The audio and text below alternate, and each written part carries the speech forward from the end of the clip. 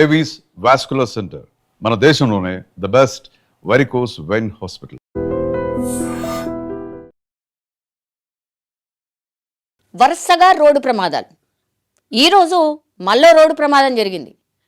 నాగర్ కర్నూలు జిల్లా అచ్చంపేట దగ్గరలో, అంటే అది ఆల్మోస్ట్ ఇక శ్రీశైలం రహదారి అనుకోండి, ఆ ప్లేస్లో జరిగినటువంటి అత్యంత ఘోరమైనటువంటి యాక్సిడెంట్ ఇది. మీరు చూడండి, ఈ లారీ అట్లాగే స్విఫ్ట్ డిజైర్ కార్, అసలు ఆ కార్ షేప్ మొత్తంగా కూడా మారిపోయింది. అంటే ఎంత వేగంగా ఈ యాక్సిడెంట్ జరిగింది, ఆర్ ఎంత వేగంతో ఏమంటారు డాష్ కొడితే అసలు పూర్తిగా కారు నుజ్జు అయిపోయి పైన టాప్ అంతా వెళ్ళిపోయి ముందు భాగం అంతా కూడా మనకు పూర్తిగా కనిపిస్తున్నటువంటి సిట్యువేషన్. ఆ కారులో ఉన్నోళ్ళ పరిస్థితి ఏంది అని అంటే, ఇక అదృష్టం బాగుందనుకోవాలనా లేకపోతే ఏమవుతుందా తెలియదు, కానీ వాళ్ళైతే ఇప్పుడు హుటాహుటిన వాళ్ళని అంబులెన్స్లో హైదరాబాద్కి తరలించిండ్రు. 2 లేడీసే ఉన్నారట. సో ఇది అద్దెకి తీసుకున్నటువంటి కారులో వాళ్ళు అచ్చంపేట నుంచి హైదరాబాద్ వస్తున్నారు. ఇది శ్రీశైలం హైవే. ఎందుకు ఈ యాక్సిడెంట్ జరిగింది అన్నప్పుడు, ఈ టిప్పర్ లారీ ఏంటి అని అంటే, హైవే పక్కనున్నటువంటి ఒక సబ్వే ఉంటుంది కదా, అంటే ఇంకో రోడ్ ఏదైతే ఉంటుందో ఆ రోడ్డు నుంచి మెయిన్ రోడ్డుకి ఈ కార్ వస్తున్నది అని గమనించకుండానే లారీ డ్రైవర్ మెయిన్ రోడ్ మీదకి ఎక్కిండు. అత్యంత వేగంగా వస్తున్నటువంటి కారు, అది 80 km/h ప్రయాణం చేస్తోంది ఆ కారు. ఒక్కసారిగా ఆ లారీ డ్రైవర్ గమనించలేదు. పోనీ సడన్ బ్రేక్ కొడదామన్నా కూడా కార్ ఎట్లా స్కిడ్ అవుతుందో కూడా తెలుసు కాబట్టి కార్లో ఉన్నటువంటి డ్రైవర్ ఏమీ చెయ్యలేక అదే వేగంతో లారీని ఢీకొట్టిండు.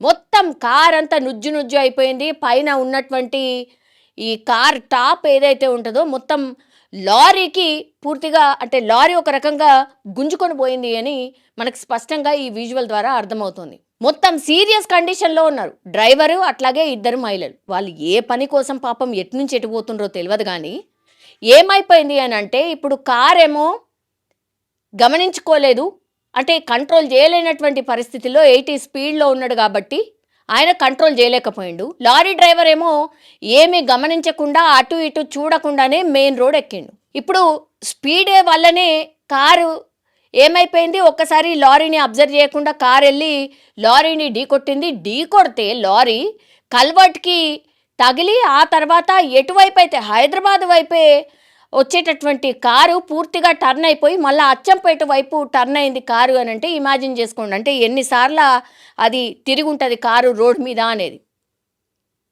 సో అసలు కార్ జర్నీ కాదు, రోడ్డు జర్నీ అన్నా భయం అయిపోయింది, ట్రైన్ జర్నీ అన్నా భయం అయిపోయింది, ఇక ఏరోప్లేన్లో జర్నీ అన్నా భయం అయిపోయింది.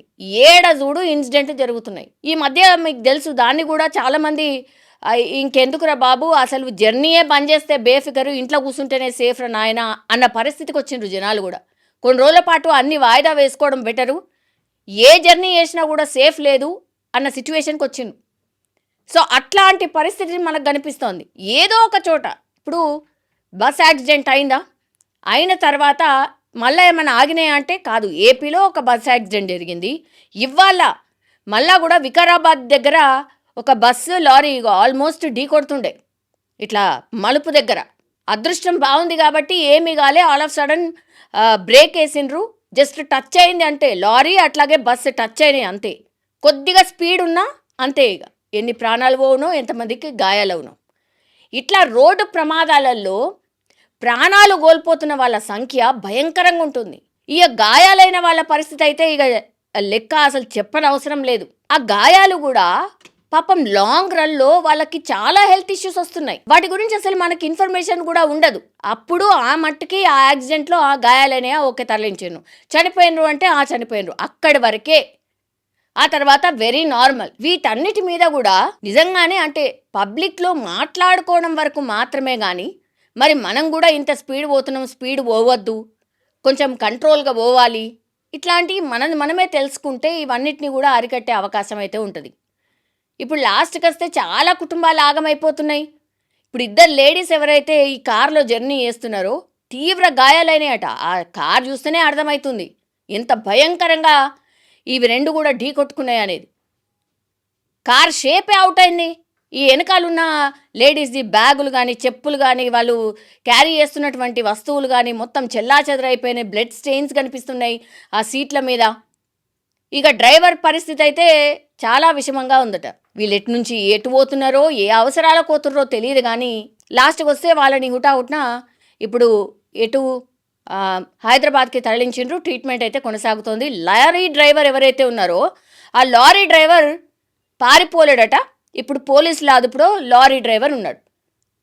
మరి అక్కడ సీసీ కెమెరా ఉన్నాయా, లేకపోతే అసలు అక్కడ ఇన్సిడెంట్ జరిగినప్పుడు ఎవరైనా చూసిర్రా, వాళ్ళందరినీ కూడా తీసుకున్న తర్వాత కేసు అయితే ఫైల్ చేసి దర్యాప్తు అయితే స్టార్ట్ చేసే అవకాశం అయితే కనిపిస్తోంది. కానీ రోడ్ యాక్సిడెంట్ అనే పదం వింటేనే భయపడిపోయే పరిస్థితి వచ్చింది. ఇది అట్లాంటి ఇన్సిడెంటే అనుకోవచ్చు. ఈరోజు శ్రీశైలం హైవే మీద మరో భయంకరమైన యాక్సిడెంట్ అయితే జరిగింది.